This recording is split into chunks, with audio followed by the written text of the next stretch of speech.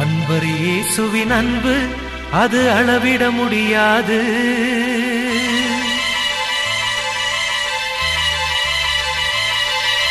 கடற்கரை மணலை கணக்கிடலாம் அவர் அன்புக்கீடேது.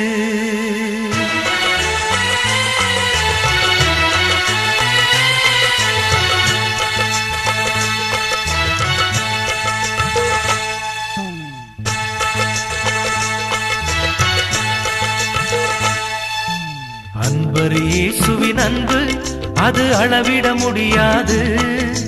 கடற்கரை மணலை கணக்கிடலாம் அவர் அன்புக்கீடேது. அன்பர் இயேசுவின் அன்பு அது அளவிட முடியாது. கடற்கரை மணலை கணக்கிடலாம் அவர் அன்புக்கீடேது. அன்பர் இயேசுவின் அன்பு அது அளவிட முடியாது, அளவிட முடியாது. பாவம் பெருகின இடத்தில் தேவ கிருபை வெளிப்பட்டதே. மீறுதல் போக்க சிலுவையிலே இரத்த வெள்ளம் பாய்ந்திடுதே.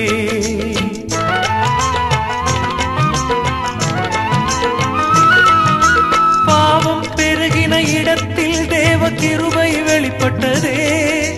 மீறுதல் போக்க சிலுவையிலே இரத்த வெள்ளம் பாய்ந்திடுதே. அன்பர் இயேசுவின் அன்பு அது அளவிட முடியாது. கடற்கரை மணலை கணக்கிடலாம் அவர் அன்புக்கீடேது. கிறிஸ்து இயேசுவுக்குள் எங்களுக்கு பிரியமான அன்பு சகோதர சகோதரிகளே, உங்கள் அனைவரையும் ஆண்டவரும் ராஜாதி ராஜாவுமாகிய இயேசு கிறிஸ்துவின் இணையற்ற நாமத்தில் பெங்களூரில் உள்ள அகாப்பே பைபிள் சர்ச் வழங்கும் திருவசன போதனைகள் நிகழ்ச்சிக்கு வரவேற்பதில் மிகுந்த மகிழ்ச்சி அடைகிறோம். அகாப்பே பைபிள் ஃபெலோஷிப் ஊழியங்கள் மற்றும் அகாப்பே பைபிள் சபைகளின் ஸ்தாபகரும் எங்கள் திருச்சபைகளின் தலைமை போதகருமான பாஸ்டர் டாக்டர் ரூபன் சத்யராஜ் அவர்கள் மூலம் தேவன் வழங்கும் போதனைகளை கேட்க வாஞ்சையுடன் காத்திருக்கும் உங்கள் அனைவருக்கும் எங்களுடைய நன்றிகளை தெரிவித்துக் கொள்கிறோம். ஜெபத்துடன் கேளுங்கள். தேவனுடைய வார்த்தைகள் உங்கள் வாழ்க்கையில் ஆசீர்வாதங்களை கொண்டு வருவதாக. கர்த்தரும் இரட்சகருமாயிருக்கிற நம்முடைய ஆண்டவராகிய இயேசு கிறிஸ்துவின் விலையேறப்பெற்ற நாமத்தில் இந்த நிகழ்ச்சியை வாஞ்சையோடும் விருப்பத்தோடும் தேவன் என்னோடு பேச வேண்டும் என்கிற ஏக்கத்தோடும் கேட்டுக்கொண்டிருக்கிற பார்த்து கொண்டிருக்கிற உங்கள் அனைவருடைய வாழ்விலும் கர்த்தருடைய மாறாத ஆசீர்வாதங்கள் தங்கி இருப்பதாக என்கிற ஜெபத்தோடு இந்த நிகழ்ச்சிக்கு உங்களை மிகுந்த அன்போடு வரவேற்கிறேன். அன்பான கர்த்தருடைய பிள்ளைகளே, நாம் இன்றைக்கு ஆண்டவராகிய இயேசு கிறிஸ்துவின் பாடு மரணங்கள் சம்பவத்தோடு தொடர்புடைய கடைசி வாரங்களுக்கு நாம் வந்திருக்கிறோம். லெந்து நாட்கள் என்று நாம் சொல்லுகிற இந்த விசேஷித்த திருச்சபையின் நாட்கள் அடுத்த வாரத்தோடு முடிவடைய போகின்றன. இவைகளை குறித்து இன்றைக்கு அநேகர் இதெல்லாம் வேதத்திலே சொல்லப்பட்டிருக்கிறதா, இதெல்லாம் அவசியமா என்கிற பல்வேறு கேள்விகளை எழுப்பிக் கொண்டிருக்கிறார்கள். இந்த குறிப்பிட்ட நாளில்தான் இது நடந்ததா, இந்த குறிப்பிட்ட நாளில்தான் இயேசு சிலுவையில் அறையப்பட்டாரா என்றெல்லாம் பல்வேறு கேள்விகளை எழுப்புகிறார்கள். இங்கே எந்த நாள் என்பது முக்கியமல்ல, ஆனால் என்ன சம்பவம் நடந்தது என்பது நம்ம எல்லோருக்கும் மிகவும் அவசியமானது என்பதினாலே நாம் நாட்களை விசேஷித்துக் கொள்ளுகிறோம். ஏனென்றால் அப்போஸ்தலனாகிய பவுல் நாட்களை விசேஷித்துக் கொள்ளுகிறவன் கர்த்தருக்கென்று விசேஷித்துக் கொள்ளுகிறான் என்று வேதத்தில் நாம் வாசிக்கிறோம். அன்பானவர்களே, இந்த வாரத்தில் வருகிற ஞாயிற்றுக்கிழமை அன்று உலகமெங்கும் குருத்தோலை ஞாயிறு, பாம் சண்டே என்கிற பெயரிலே விசேஷ ஆராதனைகளை நடத்தப் போகிறார்கள். இதை பார்த்து கொண்டிருக்கிற நீங்களும் உங்களுடைய திருச்சபைகளிலே இந்த குருத்தோலை ஞாயிற்றை குதூகலமாக கொண்டாடுவீர்கள் என்று நான் நிச்சயமாய் நம்புகிறேன். ஒருவேளை இதை கேட்டுக்கொண்டிருக்கிற நீங்கள் இதெல்லாம் பாரம்பரியம், இதை கொண்டாட வேண்டிய அவசியமில்லை என்று நீங்கள் ஒருவேளை அதை விட்டு ஒதுங்கி இருந்தாலும் அது பாவம் அல்ல. ஆனால் ஆண்டவராகிய இயேசு கிறிஸ்து ஒரு கழுதையின் அதன் குட்டி ரெண்டையும் தன்னிடத்தில் கொண்டு வர வைத்து அதன் மேல் ஏறி அவர் எருசலேமுக்கு பவனியாக சென்ற அந்த சம்பவம் சரித்திர முக்கியத்துவம் வாய்ந்தது, இறையியல் முக்கியத்துவம் வாய்ந்தது. அது திருச்சபையின் உபதேசங்களில் மிக முக்கியமான ஒன்று என்பதினாலே அதை நாம் அசட்டை செய்வது சரியானதாக இருக்காது.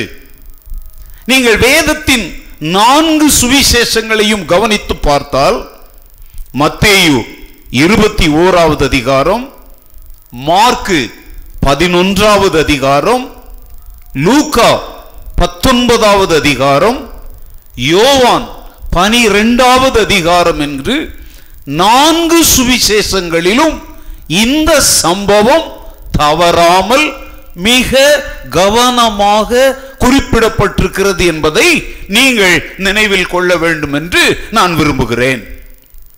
இந்த 4 சுவிசேஷங்களிலும் சொல்லப்பட்டிருக்கிற எல்லாவற்றையும் விவரிக்க இங்கு எனக்கு நேரம் போதாது. ஒரே ஒரு சுவிசேஷத்தில் சொல்லப்பட்டதை உங்களோடு சுருக்கமாக நான் பகிர்ந்து கொள்ள விரும்புகிறேன். மத்தேயு 21வது அதிகாரத்தை நீங்கள் இந்த நிகழ்ச்சி முடிந்த பின்பு ஒரு முறை தயவு செய்து வாசித்து பாருங்கள். மத்தேயு 21வது அதிகாரத்தில் ஆண்டவராகிய இயேசு கிறிஸ்துவை 4 விதமாக குறிப்பிடப்படுவதை நாம் பார்க்கிறோம். அவர் ராஜாவாக, 2 நியாயாதிபதியாக, 3 தேவகுமாரனாக, 4 விலையேறப்பெற்ற மூலைக்கல்லாக என்று 4 விதங்களிலே மத்தேயு அங்கே நடந்த சம்பவங்களின் அடிப்படையில் இயேசுவை நமக்கு முன்பாக நிறுத்துகிறார். மத்தேயு 21வது அதிகாரம் 4வது வசனம், 5வது வசனம், 9வது வசனம் ஆகிய 3ஐயும் கவனித்து பார்ப்போம். அங்கே வேதம் இப்படி சொல்கிறது: இதோ உன் ராஜா சாந்த குணமுள்ளவராய் கழுதையின் மேலும் கழுதை குட்டியாகிய மரியின் மேலும் ஏறிக்கொண்டு உன்னிடத்தில் வருகிறார் என்று சீயோன் குமாரத்திக்கு சொல்லுங்கள் என்று தீர்க்கதரிசியினால் உரைக்கப்பட்டது நிறைவேறும்படி இதெல்லாம் நடந்தது. முன் நடப்பாரும் பின் நடப்பாரும் ஆகிய திரளான ஜனங்கள் தாவீதின் குமாரனுக்கு ஓசன்னா, கர்த்தரின் நாமத்தினாலே வருகிறவர் ஸ்தோத்தரிக்கப்பட்டவர், உன்னதத்திலே ஓசன்னா என்று சொல்லி ஆர்ப்பரித்தார்கள் என்று அங்கே வேத வசனங்கள் கூறுகின்றன. அங்கே அவர்கள் சொன்ன அந்த வார்த்தைகள் எல்லாம் அவர்களுடைய கற்பனையிலே மனதிலே திடீரென்று உதித்த வார்த்தைகள் அல்ல. இது ஏற்கனவே பழைய ஏற்பாட்டில் சங்கீதத்திலே சொல்லப்பட்ட ஒரு வசனத்தை தான் அவர்கள் அப்படி கூறினார்கள். சங்கீதம் 118:26 உள்ள கர்த்தருடைய நாமத்தினாலே வருகிறவர் ஸ்தோத்தரிக்கப்பட்டவர் என்கிற வார்த்தைகளைத்தான் அன்றைக்கு அந்த யூத ஜனங்கள் சொல்லி ஆர்ப்பரித்தார்கள். ஆனால் இதிலே பரிதாபம் என்னவென்றால் 26வது வசனத்தில் உள்ள வார்த்தைகளை சொன்ன அந்த மக்கள் 22 மற்றும் 23 உள்ள வார்த்தைகளை தங்கள் கவனத்தில் எடுத்துக்கொள்ளாமல் தவற விட்டு விட்டார்கள். அங்கே என்ன சொல்லுகிறது? 22, 23, 118வது சங்கீதம்: வீடு கட்டுகிறவர்கள் ஆகாதென்று தள்ளின கல்லே மூலைக்கு தலைக்கல்லாயிற்று, அது கர்த்தராலே ஆயிற்று, அது நம்முடைய கண்களுக்கு ஆச்சரியமாயிருக்கிறது என்று ஏற்கனவே சங்கீதக்காரனை கொண்டு தேவன் அழகாக எழுதி வைத்திருக்கிறார்.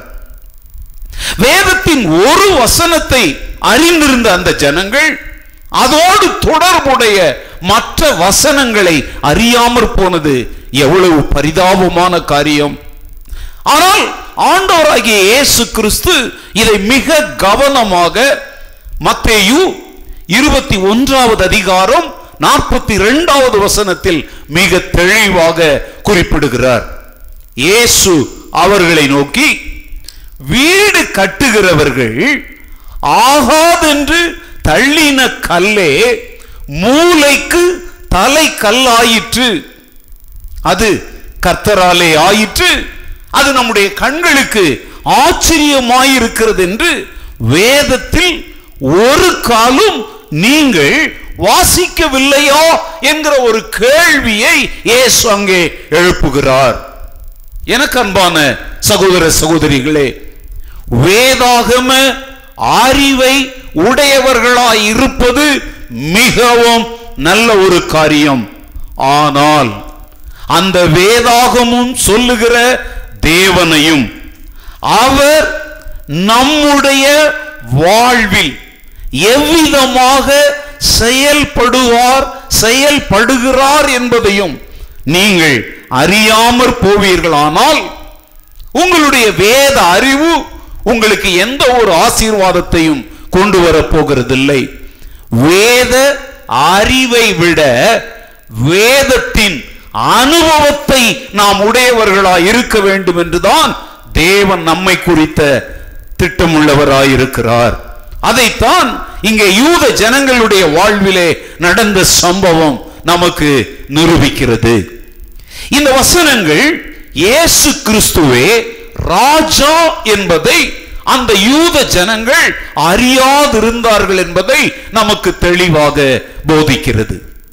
இரண்டாவதாக மத்தேயு 21வது அதிகாரம் 12 முதல் 22 வரையுள்ள வசனங்களை நாம் கவனித்து பார்ப்போமானால், அங்கே ஒரு அத்தி மரத்திலே கனி இல்லாததினாலே அதை இயேசு சபித்ததாக நாம் பார்க்கிறோம். நியாயம் தீர்க்கவோ இந்த உலகத்தை ஆக்கினைக்குள்ளாக தீர்க்கவோ வராத இயேசு இந்த உலகத்தை ரட்சிக்கும்படி வந்தேன் என்று சொன்ன இயேசு தேவாலயத்தை சுத்திகரித்ததும் கனியற்ற அத்தி மரத்தை சபித்ததும் அசாதாரணமான காரியங்களாக உங்களுக்கு தோன்றுகிறதல்லவா? தேவாலயத்தை போலவே இஸ்ரவேல் தேசமும் இஸ்ரவேல் மக்களும் முரண்பாடான வசனத்தோடு ஒத்து போகாத அந்நிய காரியங்களாலே அசுத்தமாகி இருந்தார்கள். அந்த அத்திமரம் கனியற்றதாய் இருந்தது போல இஸ்ரவேல் மக்களும் தங்களுடைய வாழ்விலே தேவனுக்காக எந்த விதமான கனிகளும் கொடுக்காத பயனற்றவர்களாய் வாழ்ந்தார்கள் என்பதை அன்றைய சரித்திரம் நமக்கு நிரூபிக்கிறது. நம்முடைய பாவங்களை மறைத்து கடின கழுத்தோடு நாம் வாழ்வோமானால் அன்றைய தேவாலயம் போலவே இன்றைய சபைகளும் கள்ளர்களின் கூடாரமாகவே தேவனுடைய பார்வையில் காணப்படும் என்பதை நாம் ஒத்துக்கொள்ளத்தான் வேண்டும் என கருமையான சகோதர சகோதரிகளே. தன்னுடைய ஆலயத்தை குறித்து ஏசாயா 56:7 நான் என் பரிசுத்த பர்வதத்திற்கு அவர்களை கொண்டு வந்து என் ஜெப வீட்டிலே அவர்களை மகிழ பண்ணுவேன், அவர்களுடைய சர்வாங்க தகனங்களும் அவர்களுடைய பலிகளும் என் பலிபீடத்தின் மேல் அங்கீகரிக்கப்பட்டிருக்கும், என்னுடைய வீடு சகல ஜனங்களுக்கும் ஜெப வீடு என்னப்படும் என்று கூறிய தேவன் எரேமியா 7வது அதிகாரம் 11வது வசனத்தில் என் நாமம் தரிக்கப்பட்ட இந்த ஆலயம் உங்கள் பார்வைக்கு கள்ளர் குகையாயிற்றோ, இதோ நானும் இதை கண்டேன் என்று கர்த்தர் சொல்லுகிறார் என்று வேதனையுடன் கூறுவதை நாம் பார்க்கிறோம். கனியற்ற ஒரு மனிதனுடைய வாழ்க்கை எவ்வளவுதான் வெளியரங்கமாக இலைகள் நிறைந்த அந்த மரத்தை போல கவர்ச்சியாக வெறும் அர்த்தமற்றதாக காணப்படுமானால் அது தேவனுக்கு சந்தோஷத்தை அல்ல, தேவனுடைய சாபத்திற்கு ஏதுவானதாகவே காணப்படும் என்பதை சபிக்கப்பட்ட அந்த அத்தி மரம் நமக்கு பாடமாக கற்பிக்கிறது. கிறிஸ்தவ வாழ்க்கையில் வெளியரங்கமான வேஷங்களை அல்ல, தேவனுக்கேற்ற நற்பண்புகளாகிய ஆவியின் கனிகள் நம்முடைய வாழ்க்கையில் காணப்பட வேண்டும் என்று தேவன் எதிர்பார்க்கிறார். கனியற்ற மரமெல்லாம் வெட்டி சாய்க்கப்படும், கோடரியானது வேறருகே வைக்கப்பட்டாயிற்று என்று யோவான் ஸ்நானகன் காலம் முதலே அறிவிக்கப்பட்டு வந்தது. மத்தேயு 7:15 முதல் 20 வரை உள்ள வசனங்களை கவனித்து பார்ப்பீர்களானால் நல்ல மரம் கெட்ட மரம் எப்படிப்பட்ட கனிகளை கொடுக்கும் என்பதை குறித்து ஆண்டவராகிய இயேசு தெளிவாக பேசுகிறார். இன்றைக்கு திருச்சபையிலே விசுவாசிகளாய் நாம் வாழ்ந்து கொண்டிருக்கிறோம். கனி கொடுக்கிற நல்ல மரங்களாகவா அல்லது கனி கொடாத அல்லது பலனற்ற பயனற்ற கனிகளை கொடுக்கிற மரங்களாகவா, எப்படிப்பட்டவர்களாய் நாம் வாழ்கிறோம் என்பதை இயேசு நியாயம் தீர்க்கிற நியாயாதிபதியாக அங்கே காணப்படுகிறார். மூன்றாவதாக மத்தேயு 21:23 முதல் 40 வரையுள்ள வசனங்களை நீங்கள் வாசித்து பார்ப்பீர்களானால் அங்கே ஆண்டவராகிய இயேசு கிறிஸ்துவின் தெய்வீக அதிகாரம் வெளிப்படுவதை நாம் பார்க்கிறோம். அவர் தேவனுடைய குமாரனாய் இருந்தபடியினாலே தெய்வீக அதிகாரம் உள்ளவராக அங்கே அவர் செயல்பட்டார். ஏசாயா 5ஆம் அதிகாரத்தின்படி இஸ்ரவேல் தேசம் தேவனுடைய திராட்சை தோட்டம் என்று அழைக்கப்படுகிறது.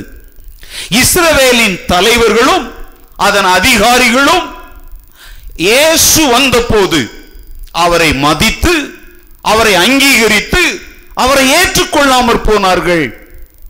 யோவான் ஸ்நானகனுடைய சாட்சியை ஏற்றுக்கொள்ளாமற் போனது நிமித்தம் அவர்கள் பிதாவாகிய தேவனை ஏற்றுக்கொள்ளாமல் அவரை அசட்டை செய்தார்கள். ஆனால் இப்பொழுது இரட்சகராக, ராஜாவாக, நியாயாதிபதியாக, மேசியாவாக அவர் வந்திருக்கிறார். ஆனால் அவரையும் அந்த யூத ஜனங்கள், இஸ்ரவேலின் தலைவர்கள் ஏற்றுக்கொள்ளாமற் போய் அவரை அசட்டை செய்வதை அந்த வேத பகுதியிலே நாம் காண்கிறோம்.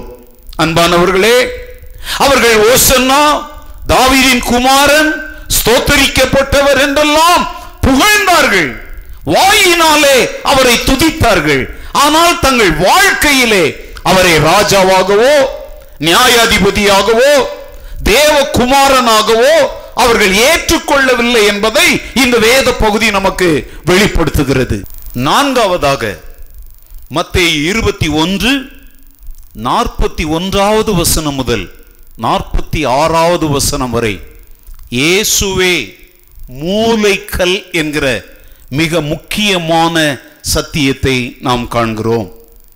இயேசுவை குறித்து இஸ்ரவேல் மக்களும் இஸ்ரவேலர்களின் தலைவர்களும் தங்களுடைய சொந்த கருத்துக்களையே இறுதி முடிவாக அவர்கள் நியாயம் தீர்த்து கொண்டார்கள் என்று வேதத்தில் நாம் பார்க்கிறோம்.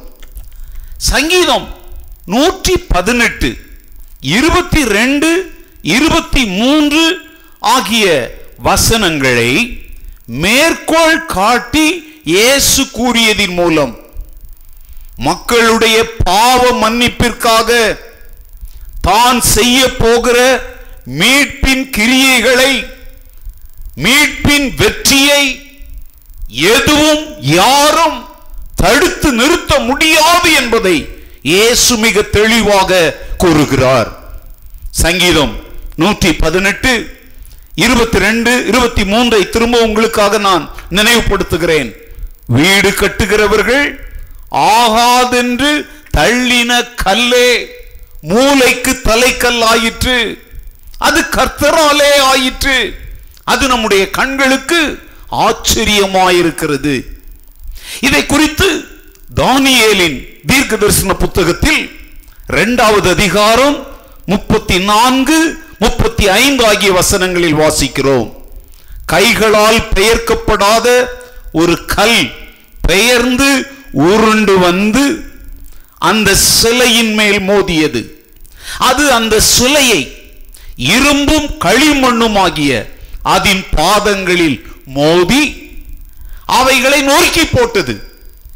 சிலையை மோதின கல் ஒரு பெரிய பர்வதமாகி பூமியை எல்லாம் நிரப்பிற்று என்று தானியேல் கூறுகிறார். அப்போஸ்தலர் 4:11 வீடு கட்டுகிறவர்களாகிய உங்களால் அற்பமாய் எண்ணப்பட்ட அந்த இயேசுவே மூலைக்கு தலைக்கல்லானவர் என்று அப்போஸ்தலர்கள் பிரசங்கிக்கிறதை பார்க்கிறோம்.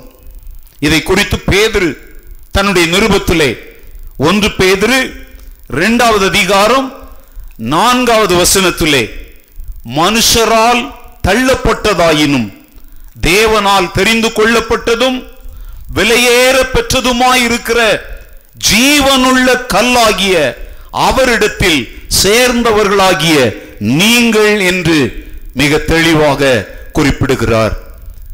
அதாவது இஸ்ரவேல் ஜனங்கள் தேவகுமாரனுக்கு எதிராக போராடுகிறவர்களாயிராமல் பிள்ளைகளை போல மாறி அவரை போற்றி இருந்தால் அது எத்தனை மேன்மையான அனுபவமாக மாறி இருந்திருக்கும்.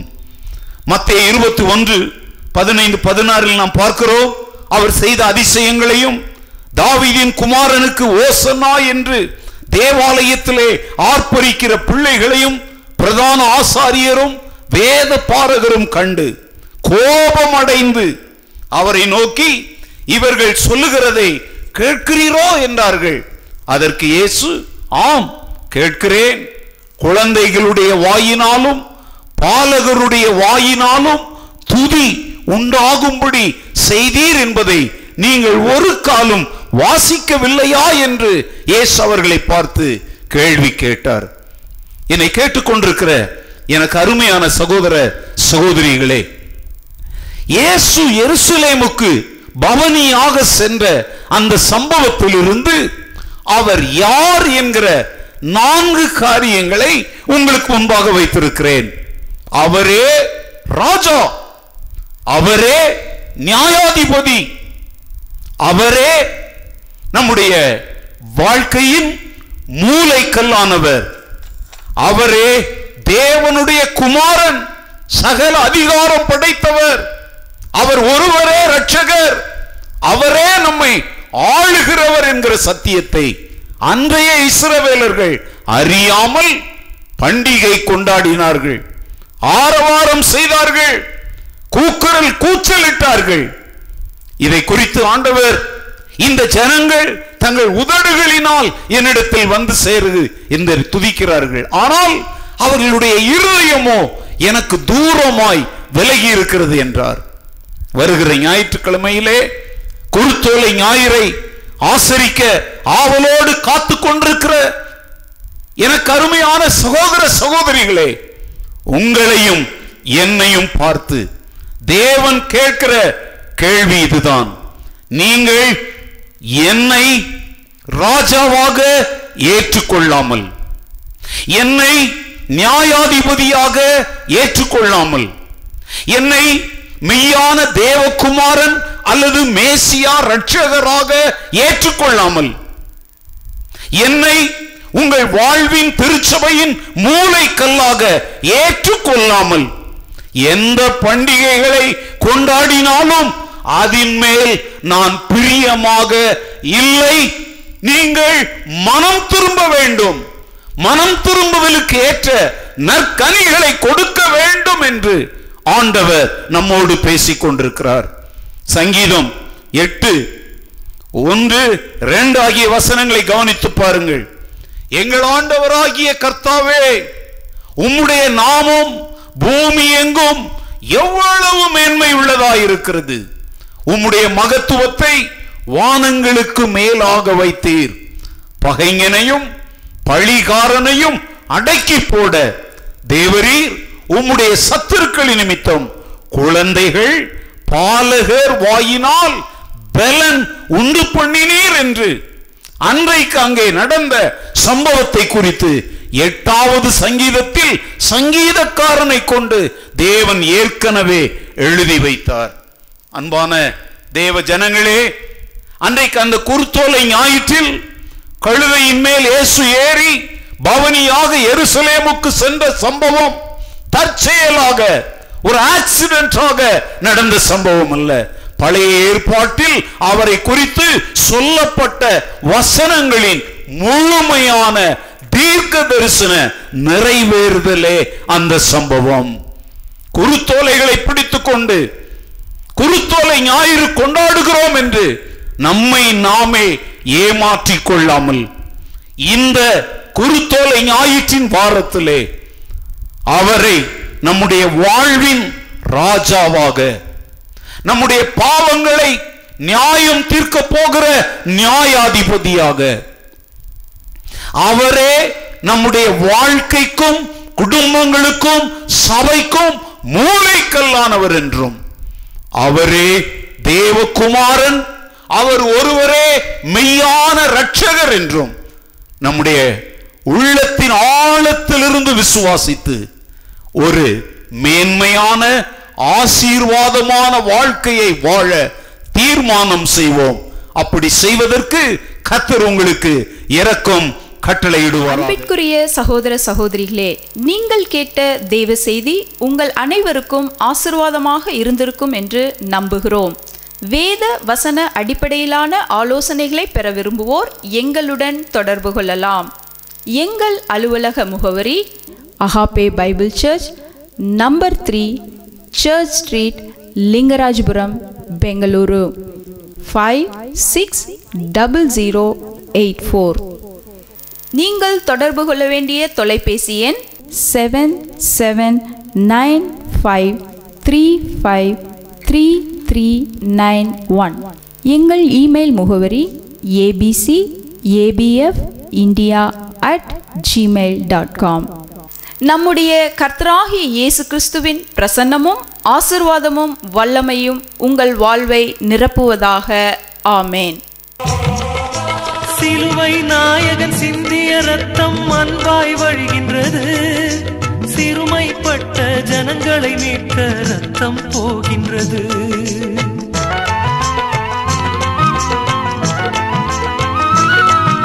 சிலுவை நாயகன் சிந்திய ரத்தம் அன்பாய் வழிகின்றது. சிறுமைப்பட்ட ஜனங்களை மீட்க ரத்தம் போகின்றது. அன்பர் இயேசுவின் அன்பு அது அளவிட முடியாது. கடற்கரை மணலை கணக்கிடலாம் அவர் அன்புக்கீடேது.